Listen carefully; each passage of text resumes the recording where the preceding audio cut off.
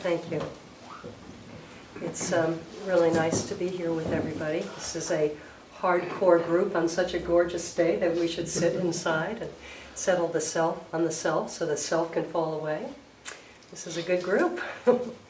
And I really appreciate the opportunity to be here and participate in your Sangha, as well as to have the opportunity to have a theme and to inquire into a particular topic. I found this one really, really rich. And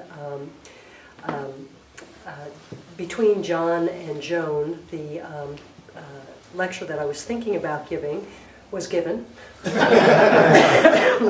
This is what comes from being last. But so I'm going to take a much more frontal approach, if you will, a much more direct approach. And what I want to talk about in the context of this is the red thread of passion, which is a particular school in Zen Buddhism. I want to make a couple of disclaimers. First, I am a Soto Zen trained person, and that's in the Mahayana tradition. And there are distinctions. There really are a lot of differences. Many similarities, but just please know that this is my filter through which I understand and inquire into these koans. And what I find very interesting about the virtual Sangha that I lead through Second Life, if any of you are familiar with that, is that it is very pan-Buddhist. And it's really great for keeping me on my toes, so I'm glad to be in another opportunity and setting that's pan-Buddhist. I do want to just say I was very deeply tempted to just go fully into the Dharma of Dusty with your theme. For one, because I loved all of her songs, and I still have a couple of her songs on my iPod for when I go walking. But she was an interesting person, and I think that she might have benefited from spending some time with us. At one point she said, "I wouldn't know how to handle serenity if someone handed it to me on a plate." Then she said, "My sexuality has never been a problem for me, but I think it's been a problem for other people." Followed by, "My affections are easily swayed. I can be very unfaithful." I'm sure she was a deep practice and desire for both herself and for those of her people who encountered her in that way. So, what I would have done, which I thought John and Joan did very effectively, was to really look at the whole notion of desire and reframe it by taking one or two steps backward to really kind of shake loose from the notion of what is desire to really look more at the process of craving and what is our attachment to that which we crave. And I think they did a really nice job in their own way of expressing that and taking us all on that particular inquiry. So today I wanted to, as I said, talk more directly about this, what in the Zen school is called the red thread of passion. And let me start by reading a little bit of a koan. Master Shuyan, addressing the assembly, said, "In order to know the way in perfect clarity, there is one essential point you must penetrate and not avoid, the red thread of passion that cannot be severed. Few face the problem, and it is not at all easy to settle. Attack it directly without hesitation, for how else can liberation come?"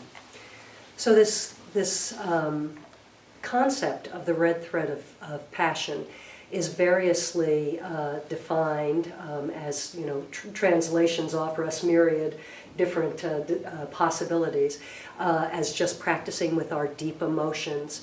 But more explicitly, it's defined as practicing with the red line between your legs, which is pretty clear. And I think that in the context of certainly my school, Soto Zen, there is very little that is talked about in terms of how do we practice with our sexuality. How do we practice with sexual expression and sexual feelings and attraction and desire and rejection. And I just completed a 3-year program called SPOT, which is a stab at a seminary for non-monastic seminary training program for priests. And it was built in to be part of the 2 topics were explicitly chosen for us as priests to face and to talk about. And they were sex and money, which I think both are equally powerful topics.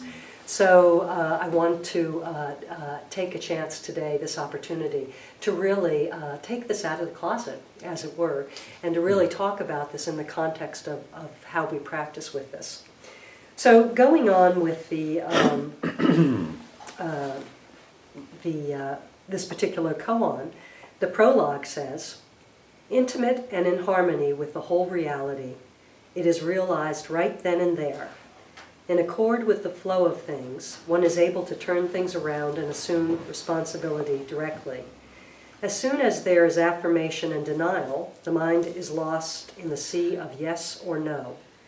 To act freely and unrestrainedly, just as one wishes, is the self-styled practice of anything goes Zen. To sit blankly in quietism is the practice of a corpse. To proceed is to miss the teachings. To retreat is to deny the truth. To neither proceed nor retreat is a dead person breathing. So tell me, what will you do?"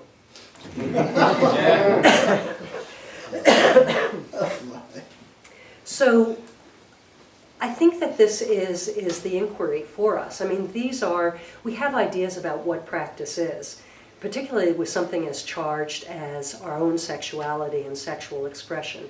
You know, there's a particular approach that could say, let's just cut it off. Let's try and purify ourselves. Let's find a bliss state and not deal with any of these real emotions. But we also can fall danger to this notion of, well, it's an authentic interaction. It's meeting the moment. And that's not particularly right either. So how do we navigate this skillfully? And how do we find, in essence, the middle way of this practice?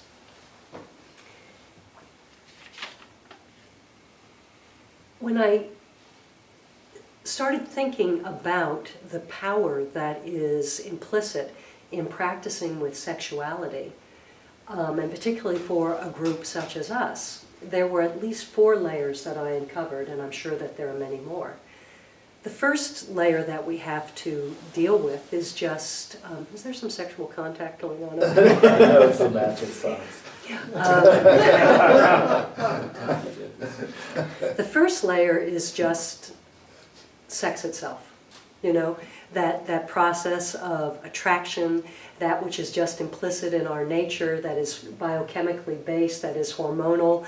Kitzel, when you see somebody and you kind of go ding, ding, ding, ding, ding. That is not to be denied. That exists as a fundamental truth of human existence.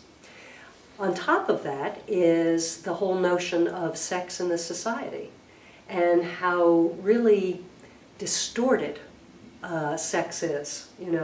The whole notion of, you can look at it from a Judeo-Christian perspective where there's a tremendous split between spirituality and sex. In many ways the flesh should be mortified. A lot of that still bleeds through despite the fact that it might feel like it's back there in terms of years. And then another way in which Madison Avenue and advertising has gotten a hold of sex to sell and to manipulate. I look at some of these, I have to say in shame that I buy my young nieces Abercrombie Fitch t-shirts and clothing, but their ads are horrifying in terms of what they put the sexually explicit poses that they put those kids into.